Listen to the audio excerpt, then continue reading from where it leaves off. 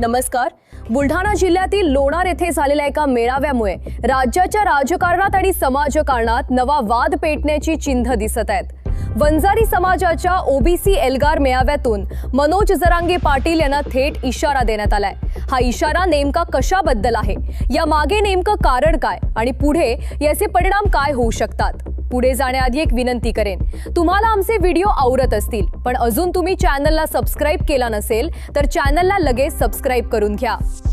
बुलढाणा जिल्ह्यातील लोणार येथे वंजारी समाजाचा ओबीसी एल्गार मेळावा आयोजित करण्यात आला होता। या मेळाव्यात समाजातील विविध पदाधिकारी आणि कार्यकर्ते मोठ्या संख्येने उपस्थित होते। मेळाव्यातून एक ठळक भूमिका मांडण्यात आली, ती म्हणजे ओबीसी आरक्षणावर कुठलाही आघात सहन केला जाणार नाही। मराठा आरक्षणाच्या मुद्द्यावर आंदोलन करणारे मनोज जरांगे पाटील यांचे नाव घेत काही वक्त्यांनी त्यांना इशारा दिल्याची माहिती समोर आली आहे।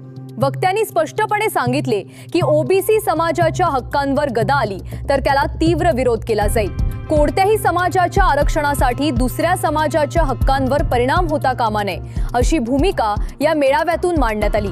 लोणार येथे झालेल्या या मेळाव्याचा मुख्य उद्देश होता ओबीसी आरक्षण टिकवणे आणि समाज एकजूट ठेवणे। सध्या राज्यात मराठा आरक्षण आणि ओबीसी आरक्षण या मुद्द्यांवरून वातावरण संवेदनशील बनलेले आहे। अशा परिस्थितीत वंजारी समाजाने आपली भूमिका ठामपणे मांडली आहे। मेळाव्यात घोषणाबाजी देखील करण्यात आली, मात्र उपलब्ध माहितीनुसार कोणतीही कायदा सुव्यवस्था बिघडल्याची घटना घडलेली नाही। हा कार्यक्रम शांततेत पार पडल्याचे सांगितले जात आहे। अधिकृत माहिती अद्याप स्पष्ट नाही की पुढील टप्प्यात कोणती बैठक किंवा चर्चा आयोजित केली जाणार आहे का।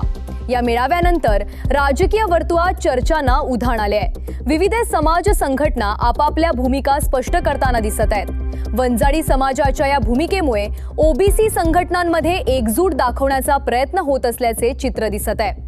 एकूणच लोणार येथे झालेला वंजारी समाजाचा ओबीसी एल्गार मेळावा हा राज्यातील आरक्षणाच्या चर्चेला नवे वळण देणारा ठरू शकतो।